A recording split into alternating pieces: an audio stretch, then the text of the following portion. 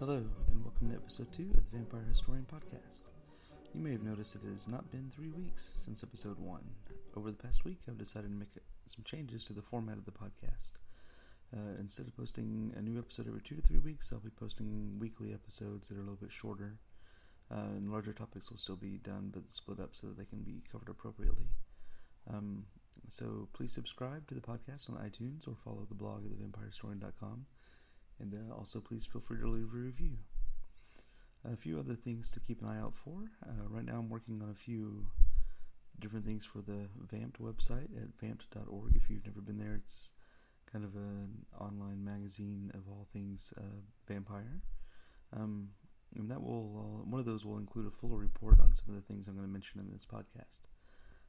Also, if you like what you hear, please consider donating to my Kickstarter project to help produce more better quality content. You can find information about that at thevampirehistorian.com. Keep an eye out on Twitter or Facebook also for more information about that. So to get right to it, in the last week I've had the pleasure of meeting with two very important scholars in the vampire world, J. Gordon Melton, who we'll talk about in a minute, and folklorist Michael Bell. And to find out more about my visits, keep an eye out for the write-up I'm going to do for the Vamp website. In this episode, though, I'd like to talk about the works and the books of Professor Melton. And when I say books, that's kind of an understatement.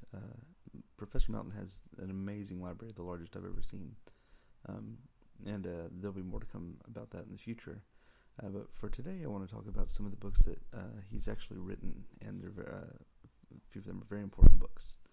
So anyone who has any kind of interest in learning more about vampires has most likely seen Professor Melton's main book, which is called The Vampire Book, the Encyclopedia of the Undead. First published in 1994, it is now currently in its third edition. The Vampire Book is by far the largest encyclopedia available in the English language about vampires, coming in over 900 pages. The book covers all aspects of the vampire, from folklore to movies, and from literature to the vampire community and everything in between. The third edition was published in 2011, but is also available in a shorter 2014 edition, although it's not marked anywhere in the book itself. So when you are looking for it, you want to make sure that you find the 944-page version from 2011, not the 400-something page version from 2014.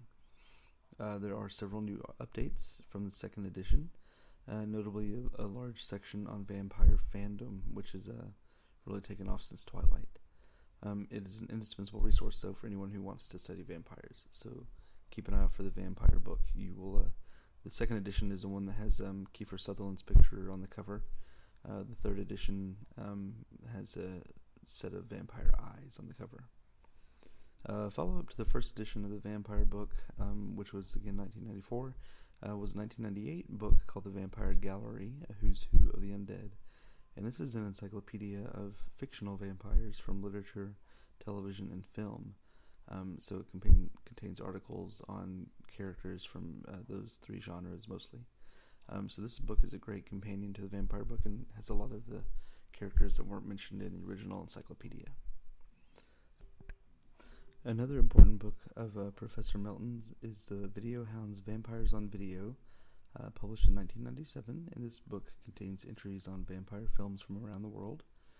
It's arranged alphabetically, and there are short annotations for each film, as well as feature page-length articles for selected movies throughout the book. This book was compiled along with the Transylvanian Society of Dracula, and was published soon after the Dracula 97 conference celebrating the 100th anniversary of the novel.